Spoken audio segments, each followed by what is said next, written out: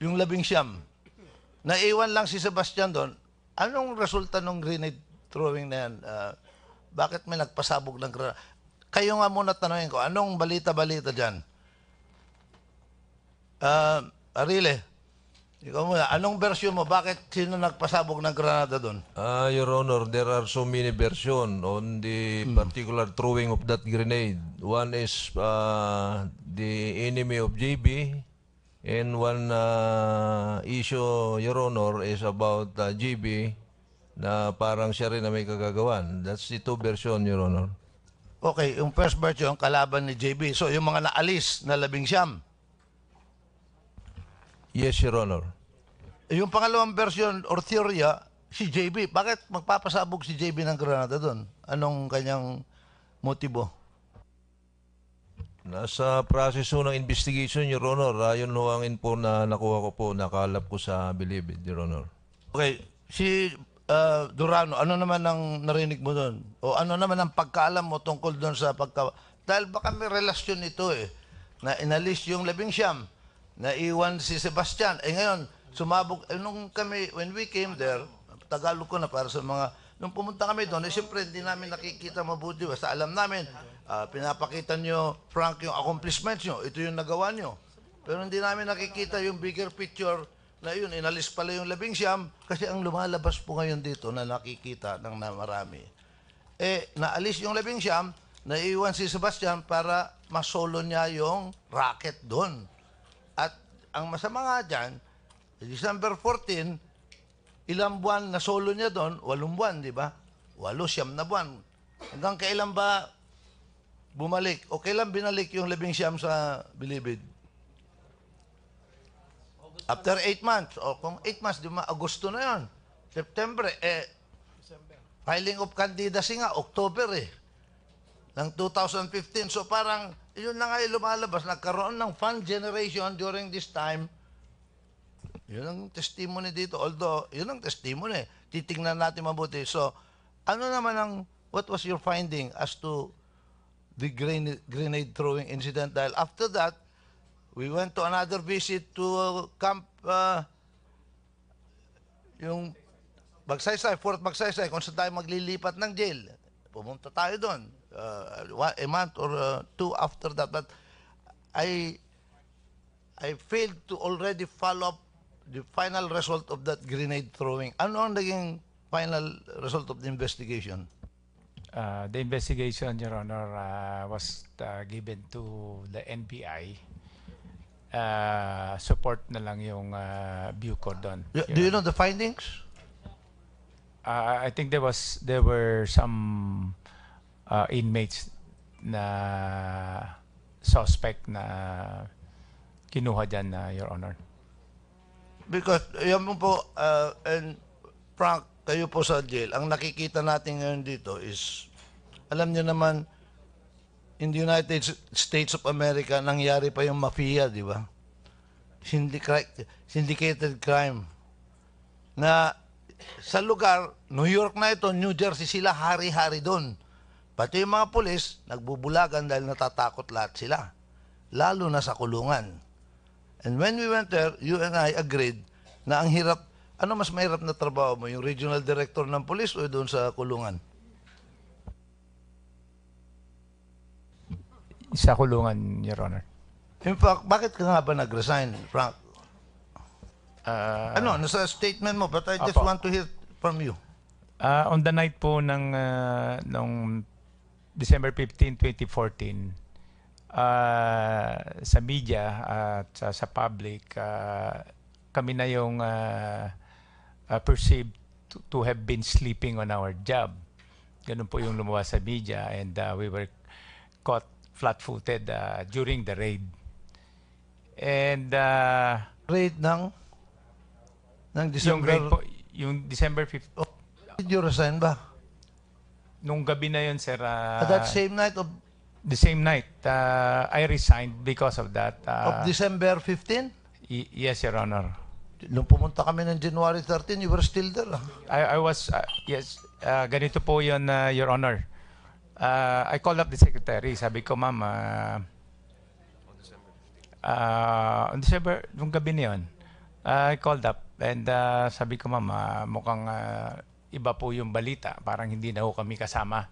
Because there were also Bucor personnel who participated freely on that. In fact, kung bakit peaceful yung hindi naging violent yun, because some of the Bucor na kasama natin doon, na naniwala sa atin, sila yung kumuha doon sa mga inmate doon sa loob.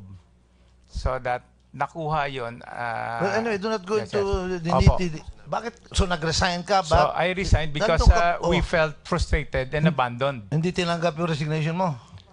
Ang sabi niya, yes sir. How ang did sabi you niya, resign? Formally? Or verbal? verbally. Sabi Wala ko, naman kasing verbal Sir, resignation. Yung verbal, Madam, ikaw lang I'm yun. tendering my resignation now. Sabi niya, ang sabi sa akin ay, no, marami pa tayong gagawin. But on February 10, 2015, nagbigay na po ako ng black and white. And when was it accepted? Ito po ay natanggap lang ng June or July dahil wala daw silang makitang kapalit. So, yun na. You submitted your formal tender of resignation on February 10. Okay, yes, yes. To whom? To the secretary. And she did not do anything until June dahil wala silang makita. Yes, Your Honor. Pambira naman yan. You're resigning. Kaibigan kita, but mahirap sa aminin ito. Nag-resign ka siguro dahil hindi mo na rin makayanan yung problema doon, di ba? Yes, Your Honor. Napakahirap at napakaraki po nung trabaho. And as if wala na akong mapuntahan. Remember, sir, I visited you requesting for funds dahil gusto kong gumawa ng maliit na paglilipatan ng mga inmate. Dahil wala pong segregation capability yung kulungan. Pumunta po ako sa inyo para magpatulong at pumunta rin Yes. po ako sa iba. And then you said, idudulog natin kay Secretary de Lima dahil may mga savings naman sila, di ba? Yes, Your Honor. Pero walang nabigay na pondo. Wala po. So Your Honor. anyway, on June, doon ka na finally. Yes, So Your Honor. between February to June, masigasig ka pa rin pumapasok even after you have formally tendered the resignation? Or medyo... Hindi na po. Kaya nga yung mga testimony dito, sinasabi kanina, palagi ka bang nandun? Wala ka na rin dun yung mga panahon na yan. Kaya hindi mo rin masasabi. Mahirap yung hindi ka kasi candid eh. That's why they say, hindi yata, baka na namumutla dahil baka hindi ka na nga nagre-report noon eh. So, Nandun pa rin ako, sir, Your Honor. Actually, doon ako tumira sa mismong director's quarter. Hindi po ako... ang June. Opo. So, now, my question is, could it be possible that the Secretary of Justice would sneak in there without you knowing it?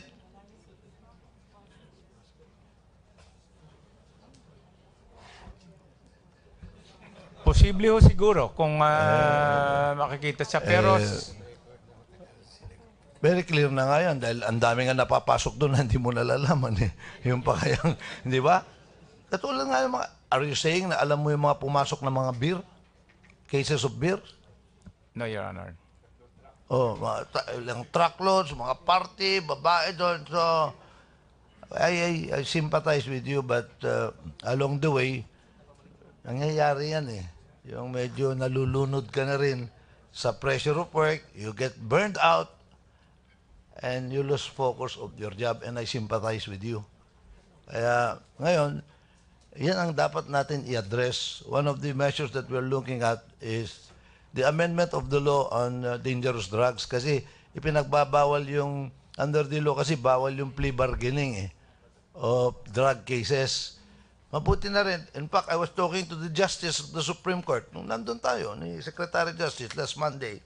They were recommending that and they asked me to file a bill to amend the law para magkaroon na ng plea bargaining sa drug cases nga dahil how many percent of our inmates are drug-related cases? Nationwide, sir, 16%, sir. 16? Yes, sir. Mababa rin pala. 16. NBP, it's 25, sir. So, 1/4. Yes, sir. Okay. The other thing is, siguro, Mr. Secretary, pabilisin na natin yung mga ating mga parole and everything, mga qualified para ma-decongest nga dahil ang hirap nga naman, like they said, 16,000 inmates. Eh, sabi ko nga sa kanya nung nandun kami, ang hirap naman ng sitwasyon mo dahil ako naging gobernador, naging mayor, yung presidente ng Pilipinas na nga lang. Yung gobernador na lang, medyo mahirap pa. Eto pa kaya, siya gobernador nung, pardon my word, worst of the worst. Buong bansa yun eh. Nandun, eto mga convicted criminals, all sort. Ito na yung mga, I don't want to use the word reject of study, pero convicted criminals nga ito eh. Proven, guilty, and then, yan ang alaga mo. Kaya nangyayari sa inyo, nakikipag-peaceful coexistence kayo sa mga hari-hari dyan. Hari na sila doon, nagbubulag-bulagan na rin kayo because they, parang mafia na nga eh. Sila yung in charge doon, basta lang medyo may semblance of peace and order doon, pinapabayaan nyo na lang sila. Yan ang sad state na nangyayari sa ating prisons dito. At yan ang dapat i-address natin dahil sooner or later, maski sinong director dyan, nahihirapan siya. Kaya yun yung sinasabi niya na, kasi si Sebastian, masama kasi sa English yung you may be my BITCH but you may be a BITCH but you are my BTCIH. Parang ganyan nangyayari diyan eh. Ano ba sa Tagalog yun eh? Mahirap kasi kaya nga baka maging digong naman ako dito kung isabihin ko pa yung word na yun. So ganun ang nangyayari. Loko-loko nga ito pero akin naman siya. Respeto naman niya ako, kaya pinapabayaan ho natin. Yan po ang dapat i-address natin dito. So, Frank, kung meron kayong hindi nasabi dito, you have to be honest and candid para masabi niyo lahat.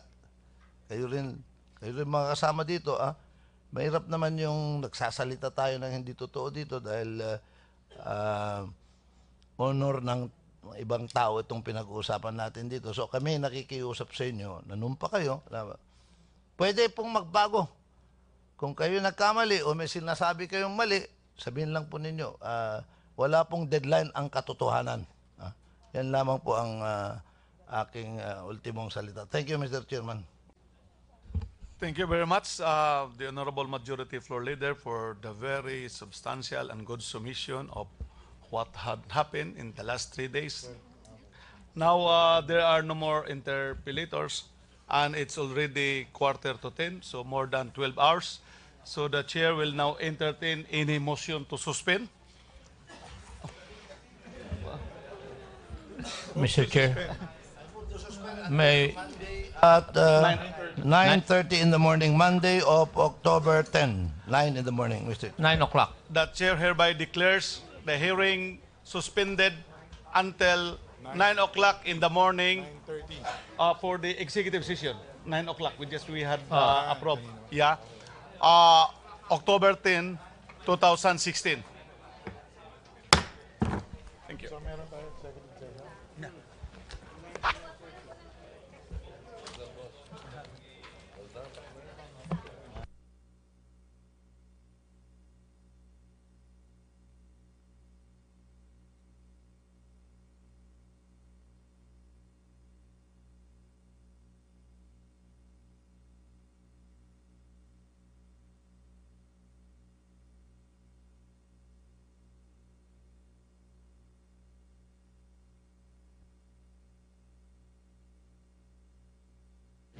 Matapos nga ang halos 12 oras na pagdinig ngayong araw dito sa mababang kapulungan, ay natapos na rin ang ikatlong araw ng pagdinig patungkol pa rin sa pagiging talamak ng kalakaran ng drogas sa New Bilibid Prisons. Mula kaninang 9:30 ng umaga ay natunghayan nga natin ang pagbibigay ng sinumpaang salaysay ng 5 testigong ipinresenta ni Justice Secretary Vitaliano Aguirre. Kinabibilangan ito ng dating security guard ni Senadora Leila de Lima na si Junel Sanchez ang police convict na si Engelberto Durano, ang di umano'y asset ng CIDG sa loob ng bilibid na si Nonilo Arile, ang intel officer na si Jerry Valeroso at ang murder convict na si Joel Capones. Sa pagpapatuloy kanina ng interpelasyon ng ating mga mambabata sa ating mga nabanggit na testigo ay pinakatinutukan nila ang mga pahayag ni Sanchez at Durano, gayong matindi umano ang kanilang mga sinumpaang salaysay na lalong nagpalalim ng mga impormasyong pinangahawakan ng kamera. Nabigyan rin ng pagkakataon ang dating Bureau of Corrections Chief na si Franklin Bukayo at ayon nga sa kanya ay wala siyang natanggap na dirty money at ni minsan ay hindi siya nasangkot sa kalakaran ng droga sa loob man o sa labas ng bilibid. Ilipat ng jail. Pumunta tayo doon. A month or two after that. But I failed to already follow up the final result of that grenade throwing. Ano ang naging final result of the investigation? The investigation, Your Honor, was given to the NBI. Support na lang yung Bucor doon. Do you know the findings? I think there were some inmates na suspect na kinuha dyan, Your Honor. Because, yan mo po, and Frank, kayo po sa jail, ang nakikita natin ngayon dito is, alam niyo naman, in the United States of America, nangyari pa yung mafia, di ba? Syndicated crime. Na sa lugar, New York na ito, New Jersey, sila hari-hari doon. Pati yung mga pulis, nagbubulagan dahil natatakot lahat sila. Lalo na sa kulungan. And when we went there, you and I agreed na ang hirap. Ano mas mahirap na trabaho mo? Yung regional director ng police o doon sa kulungan? Sa kulungan, Your Honor. In fact, bakit ka nga ba nag-resign, Frank? Nasa statement mo, but I just Apo. want to hear from you. On the night po ng December 15, 2014, sa media at sa public, kami na yung perceived to have been sleeping on our job. Ganun po yung lumabas sa media, and we were caught flat-footed during the raid. And Raid ng yung December. raid po, yung December 15, Did you resign ba? nung gabi na yun, sir, That same night of the same night, I resigned because of that. December 15? Yes, Your Honor. Nung pumunta kami ng January 13, you were still there. I was, yes, ganito po yun, Your Honor. I called up the secretary. Sabi ko, ma'am,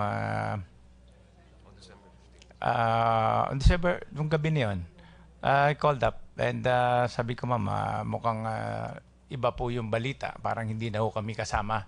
Because there were also Bucor personnel. Gobernador na lang. Medyo mahirap pa.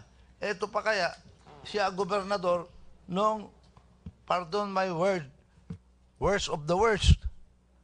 Buong bansa yun eh. Nandun, eto mga convicted criminals, all sort. Ito na yung mga, I don't want to use the word reject of study, pero convicted criminals nga ito eh. Proven guilty, and then, yan ang alaga mo. Kaya nangyayari sa inyo, nakikipag-peaceful coexistence kayo sa mga hari-hari dyan. Hari na sila doon, nagbubulag-bulagan na rin kayo because parang mafia na nga eh. Sila yung in charge doon, basta lang medyo may semblance of peace and order doon, pinapabayaan nyo na lang sila. Yan ang sad state na nangyayari sa ating prisons dito. At yan ang dapat i-address natin dahil sooner or later, maski sinong director dyan, nahirapan siya. Kaya yun yung sinasabi niya na, kasi si Sebastian, masama kasi sa English yung, you may be my BITCH, but you may be a BITCH, but you are my BTCIH. Parang ganyan nangyayari dyan eh. Ano ba sa Tagalog yun? Mahirap kasi, kaya nga, baka maging digong naman ako dito kung isabihin ko pa yung word na yun. So, ganun ang nangyayari. Loko-loko nga ito, pero akin naman siya. Respeto naman niya ako, kaya pinapabayaan ho natin. Yan po ang dapat i-address natin dito. So, Frank, kung meron kayong hindi nasabi dito, you have to be honest and candid para masabi niyo lahat. Kayo rin mga kasama dito, mahirap naman yung nagsasalita tayo ng hindi totoo dito dahil honor ng ibang tao itong pinag-uusapan natin dito. So kami nakikiusap sa inyo, nanumpa kayo, pwede pong magbago. Kung kayo nagkamali o may sinasabi kayong mali, sabihin lang po ninyo, wala pong deadline ang katotohanan. Yan lamang po ang aking ultimong salita. Thank you, Mr. Chairman. Thank you very much, the Honorable Majority Floor Leader, for the very substantial and good submission of what had happened in the last 3 days. Now, there are no more interpellators, and it's already 9:45, so more. Palagi ka bang nandun? Wala ka na rin dun yung mga panahon na yan. Kaya hindi mo rin masasabi. Mahirap yung hindi ka kasi candid. That's why they say, hindi yata, baka na namumutla dahil baka hindi ka na nga nagre-report noon eh. So, Nandun pa rin ako, sir, Your Honor. Actually, doon ako tumira sa mismong director's quarter. Hindi po ako... ang June. Opo. So, now, my question is, could it be possible that the Secretary of Justice would sneak in there without you knowing it?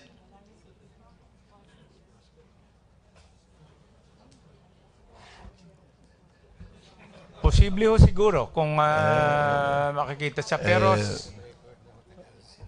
Very clear na nga yan dahil ang dami nga napapasok doon na hindi mo nalalaman eh.